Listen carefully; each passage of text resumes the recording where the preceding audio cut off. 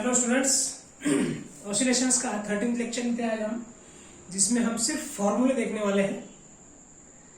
अब तक ऑसिलेशंस इस चैप्टर में जो फॉर्मूले हमने देखे हैं, मतलब थ्योरी तो हमने कंप्लीट किया है, लेकिन फाइनल डेरिवेशन हो या फिर फॉर्मूले हो जो न्यूमेरिकल्स में हमको लगने वाले हैं, वो हम अभी यहाँ पे लिख देंगे, ताकि न्यूमेरिकल सॉल्व जब करेंगे हम उस वक्त हमें ये फॉर्मूले अगर हम यहाँ पे लिख के रखते हैं तो देख के हम आसानी से न्यूमेरिकल सॉल्व कर सकते हैं। ठीक, सो सबसे पहले लीनियर सिंपल हार्मोनिक मोशन के फॉर्मूले देखेंगे, जिसमें पहला फॉर्मूला क्या था,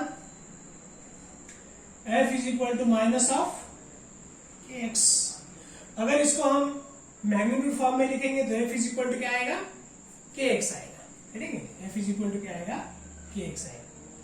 सो दूसरा फॉर्मूला क्या था, differential equation of linear acid, वो क्या था, d2x by dt square plus omega square x is equal to क्या था, 0। This is the differential equation of simple harmonic motion. अभी ये चीज क्या है, एक्सीलरेशन है, तो एक्सीलरेशन क्या बन गया, तीसरा formula, acceleration is equal to ये प्लस ओमेगा स्क्वायर एक्स अगर उधर चला जाएगा तो minus omega square of x बन जाएगा। एक्सीलरेशन का फॉर्मूला मिल गया। अभी वेलोसिटी का फॉर्मूला लेते हैं हम, velocity is equal to plus और minus omega under root a square minus x square. अभी फिफ्थ फॉर्मूला क्या आएगा, displacement x is equal to a sine of omega T plus 5। अभी इसके एक्सट्रीम्स वैल्यू भी हम देखेंगे, किसके, एक्सेलरेशन, वेलोसिटी और डिस्प्लेसमेंट के एक्सट्रीम वैल्यूज। ठीक है, सो मिनिमम वैल्यू क्या रहेगा एक्सेलरेशन का, एक्सेलरेशन का मिनिमम वैल्यू क्या रहेगा, 0 रहेगा। ज्यादा से कम कितना हो सकता है एक्सेलरेशन का वैल्यू, 0 हो सकता है।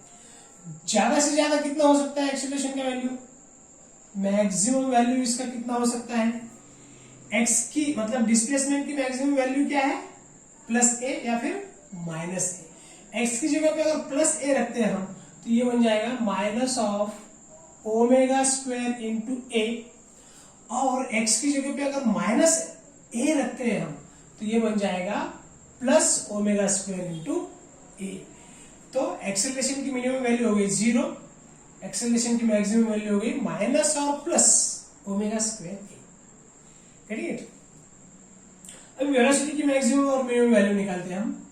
सो वेलोसिटी की मिनिमम वैल्यू तो रहेगी 0, लेकिन मैक्सिमम वैल्यू क्या रहेगी, velocity maximum is equal to ये x अगर 0 होता है तो वेलोसिटी की वैल्यू मिल जाएगी हमको प्लस और माइनस a इंटू ओमेगा। ये 0 बन गया, मतलब पार्टिकल मीन पोजीशन पे, x 0 है मतलब पार्टिकल मीन पोजीशन पे है, तो a से ये 0 बन गया, तो a का स्क्वायर है अंडर रूट में, तो रूट के बाहर आके वो a बन जाएगा। इसलिए वेलोसिटी का मैक्सिमम वैल्यू क्या है, a इंटू ओमेगा, प्लस और minus a into omega. So displacement का मिनिमम वैल्यू क्या रहेगा, 0। डिस्प्लेसमेंट का मैक्सिमम वैल्यू, मैक्सिमम डिस्प्लेसमेंट क्या हो सकता है, या तो प्लस a हो सकता है या तो फिर माइनस a हो सकता है। Getting it? सो ये हो गई हमारी एक्सट्रीम वैल्यूज, एक्सेलरेशन, वेलोसिटी और डिस्प्लेसमेंट की। ठीक है, कहां से निकाले हमने वो, इस यहाँ पे जो एक्सेलरेशन और वेलोसिटी और डिस्प्लेसमेंट के फॉर्मूले थे वहां से हमने निकाले। ठीक है, so at any instant t velocity, displacement, velocity और एक्सेलरेशन के जो फॉर्मूले रहेंगे वो क्या रहेंगे, 6 लिखता हूं मैं। डिस्प्लेसमेंट तो एट एनी टाइम t, तो यहाँ पे ऑलरेडी लिखे वाला है, x equal to a sine omega t plus 5। Velocity का क्या रहेगा, इसका डिस्प्लेसमेंट का अगर डेरिवेटिव लेते हैं हम विद रिस्पेक्ट टाइम तो हमें मिल जाएगा वेलोसिटी। तो वेलोसिटी का और एक फॉर्म मिल जाएगा हमें फॉर्मूला, वो है इसका डेरिवेटिव लेने के बाद a omega cos of omega T plus 5। Getting it? अभी सेवंथ फॉर्मूला जो है वो एक्सेलरेशन का है। वेलोसिटी को एक बार डेरिवेटिव लेते हैं विद रिस्पेक्ट टू टाइम तो हमें एक्सेलरेशन मिल जाएगा, या फिर डिस्प्लेसमेंट का डबल डेरिवेटिव लेते हैं तो हमें एक्सेलरेशन मिल जाएगा। एक्सेलरेशन का ये एक फॉर्म है, और एक्सेलरेशन का दूसरा जो फॉर्म है eight any instant time T, वो मिलेगा हमको वेलोसिटी का, या फिर वेलोसिटी का एक बार डेरिवेटिव लो या फिर डिस्प्लेसमेंट का 2 बार डेरिवेटिव लो, तो हमें मिल जाएगा एक्सेलरेशन। मतलब इसका और एक बार डेरिवेटिव लेना है, तो कॉस का डेरिवेटिव तो है माइनस, ये आ गया A omega square sine of omega T plus 5। यहां पे ओमेगा क्यों आ गया? क्योंकि ओमेगा टी का डेरिवेटिव क्या है? ओमेगा है। और यहां पे ओमेगा स्क्वायर क्यों आ गया? क्योंकि फिर से ओमेगा टी का डेरिवेटिव जो था वो ओमेगा था, और ये पहले वाला ओमेगा, तो ओमेगा इंटू ओमेगा हमको क्या मिला है? ओमेगा स्क्वायर मिला है। ठीक है? सो अभी 8th फॉर्मूला हम देखते हैं, time period. Time period of a particle which is performing simple harmonic motion. So T is equal to क्या रहेगा? 2 पाई अंडर रूट, हमने पढ़ा था, या फिर 2 पाई, ठीक है, डायरेक्ट फॉर्मूला लिख देते हैं हम, m बाय के। ये था हमारा टाइम पीरियड का फॉर्मूला। ठीक है? एम्पलीट्यूड क्या है? एम्पलीट्यूड तो प्लस और minus A, maximum value of amplitude क्या है? आइदर प्लस ए और माइनस ए। सो एम्पलीट्यूड तो प्लस और माइनस ए है, और टाइम पीरियड जो है वो 2 pi, T is equal to 2 pi under root M by K. ठीक है?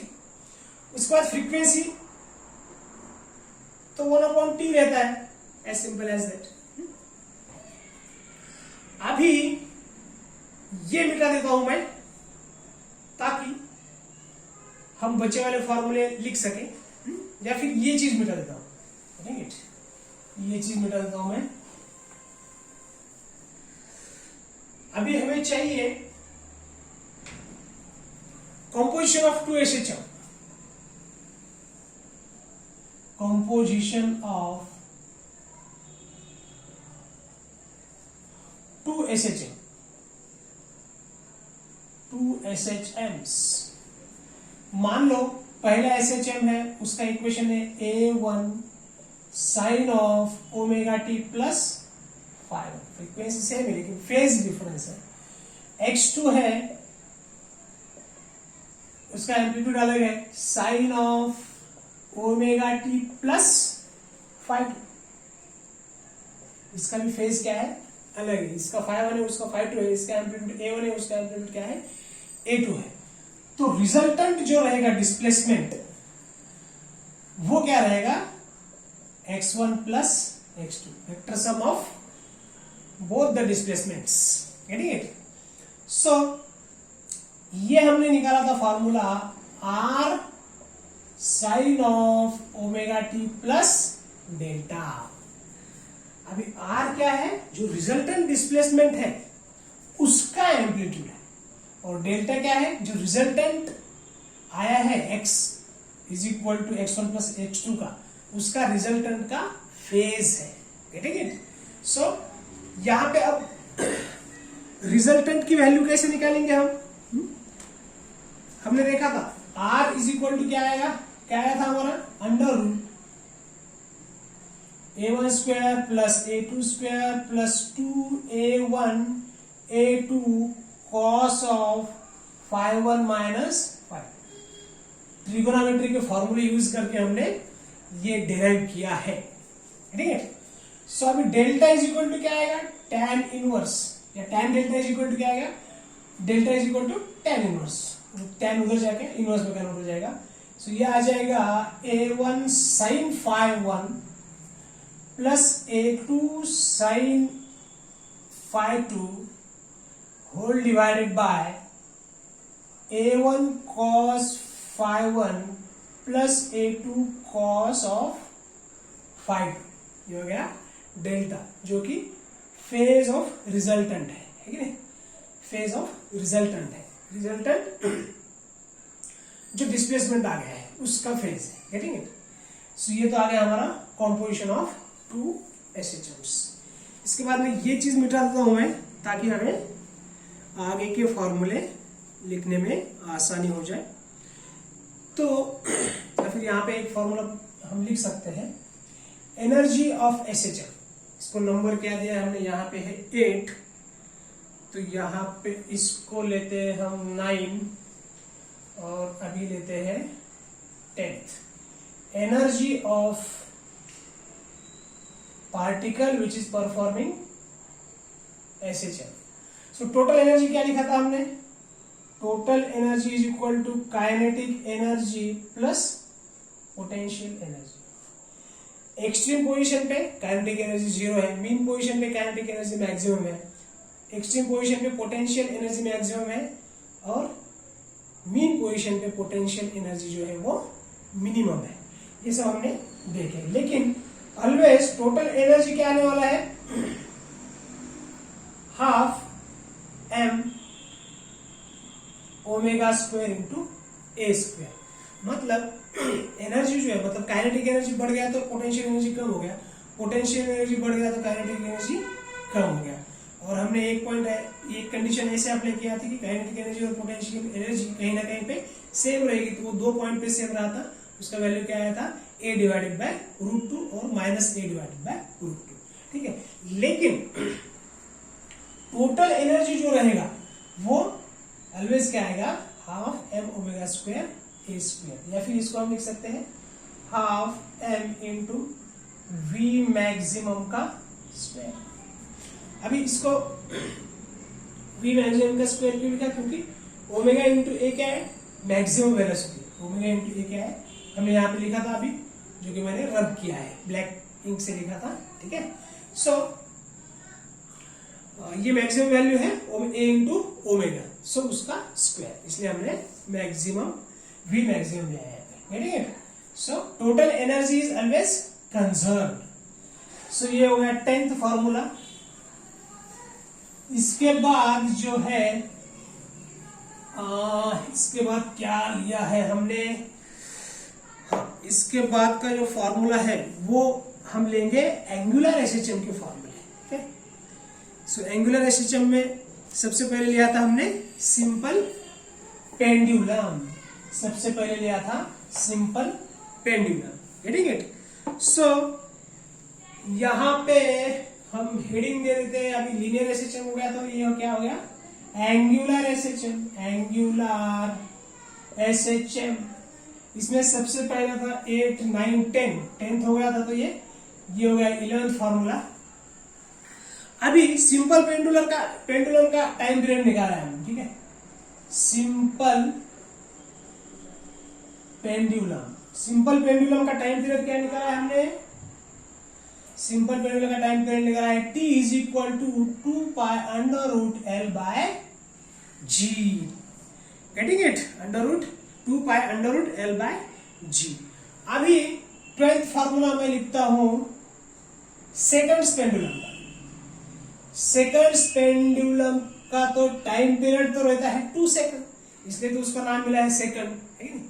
सो 2 अगर यहां पे रखते हैं हम इस इक्वेशन में, तो L सफिक्स s माने क्या है, लेंथ ऑफ सेकंड्स पेंडुलम, वो आ गया हमारा Ls is equal to g upon pi square.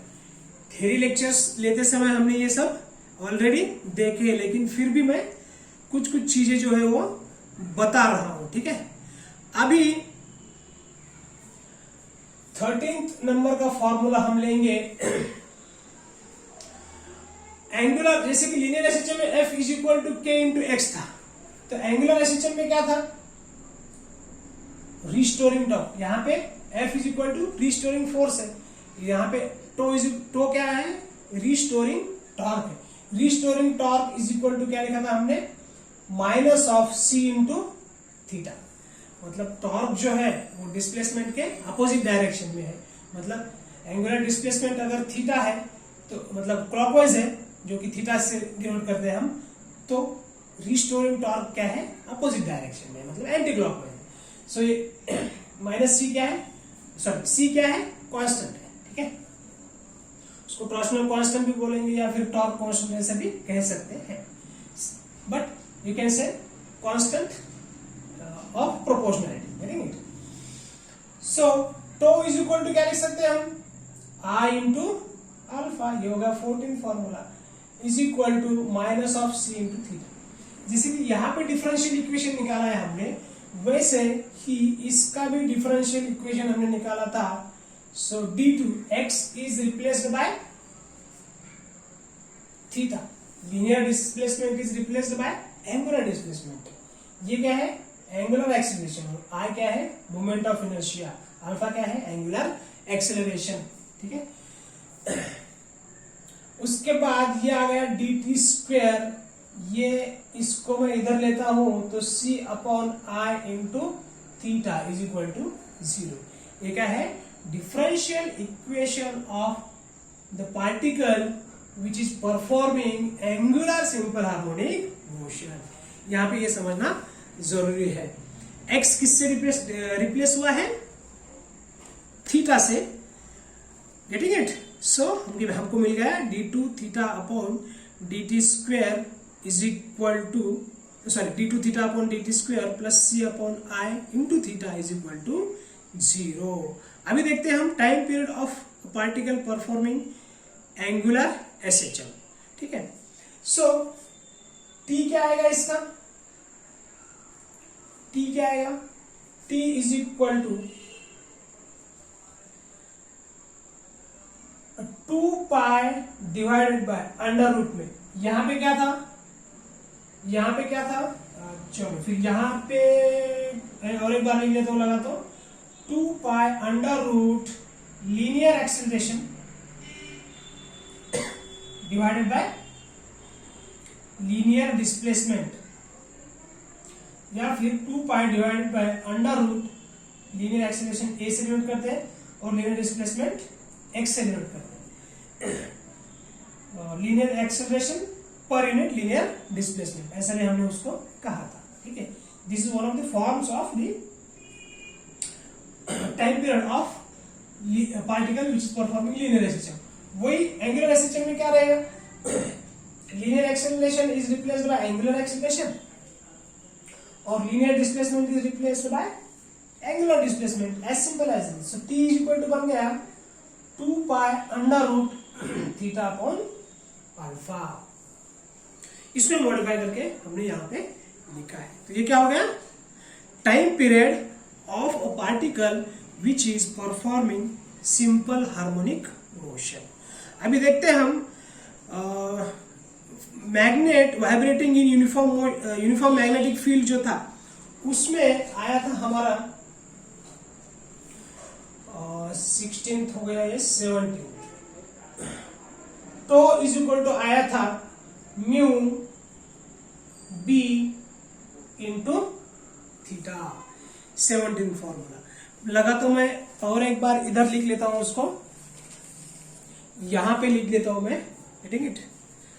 सो यहां पे लिख लेता हूं मैं 17 फॉर्मूला क्या है, tau is equal to mu into B into theta, ठीक है। यहां पे अगर माइनस साइन लिखता हूं मैं तो ये क्या है, torque, torque is proportional to the angular displacement, ठीक है, but in opposite direction. Angular displacement अगर क्लॉकवाइज है तो टॉर्क जो डेवलप हुआ है रिस्टोरिंग टॉर्क, वो क्या है, अपोजिट डायरेक्शन यानी माइनस में है, गेटिंग इट। सो यहां पे तो tau is equal to minus mu into B into theta. Mu क्या है, यहां पे म्यू है हमारा मैग्नेटिक डायपोल मूवमेंट, बी जो है यूनिफॉर्म मैग्नेटिक फील्ड है, और थीटा क्या है, एंगुलर डिस्प्लेसमेंट है, और टो इज इक्वल टू क्या है हमारा, व्हाट इज टो, टो है हमारा क्या बोलेंगे उसको, टॉर्क, राइट, टॉर्क डेवलप्ड और रिस्टोरिंग टॉर्क। सो इसको अगर मैं आई अल्फा लिखता हूं, अभी मैग्नीट्यूड फॉर्म में आ जाएगा, tau is equal to mu B into theta. So 18th formula बन गया हमारा आई टो को लिख सकता हूं मैं I into alpha is equal to mu B into theta, या फिर अल्फा इज इक्वल टू क्या है mu B upon I into theta. यहाँ पे अगर माइनस साइन लिखता हूं मैं तो उसका क्या हो जाएगा, यहां पर भी क्या हम बोल सकते हैं, ये लिख ही लेता हूं। So alpha means angular acceleration is directly proportional to the angular displacement, but angular displacement, the direction of angular displacement is opposite to that of direction of angular acceleration. That's why it is a simple harmonic motion, angular simple harmonic motion. ठीक है। So इसके बाद हमने क्या देखा था कि भाई टाइम पीरियड हमने निकाला है, जो मैग्नेट वाइब्रेट हो रहा है, कहां पे वाइब्रेट हो रहा है, यूनिफॉर्म मैग्नेटिक फील्ड में जो वाइब्रेट हो रहा है उसका हमने टाइम पीरियड निकाला था। So T is equal to क्या बन जाएगा, T is equal to 2 pi upon क्या था, alpha upon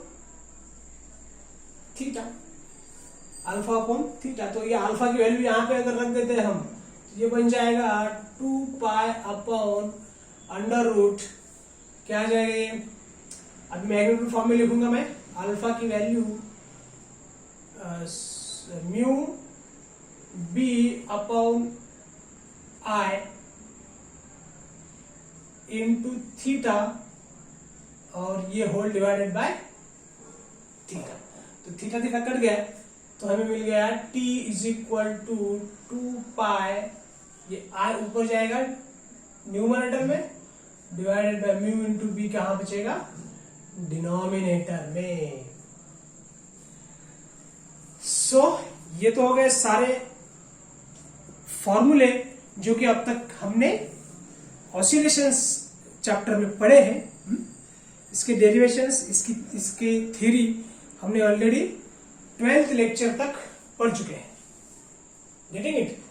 so these are the formulas. ठीक है, ये टाइम पीरियड किसके लिए था, for particle which is performing angular simple harmonic motion. ये जो टाइम पीरियड है वो किसके लिए है, for a magnet which is oscillating और वाइब्रेटिंग और performing simple harmonic motion in a uniform magnetic field B. Mu क्या है उसका, मैग्नेटिक डायपोल मोमेंट। ठीक है, सो these are all the formulas related to 5th chapter, that is oscillations.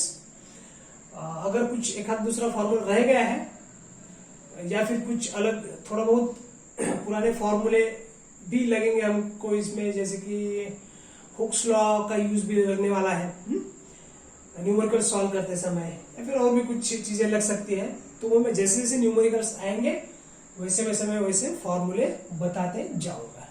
ठीक है, so I think you might have cleared all the formulas. So I think we should stop over here. Thank you.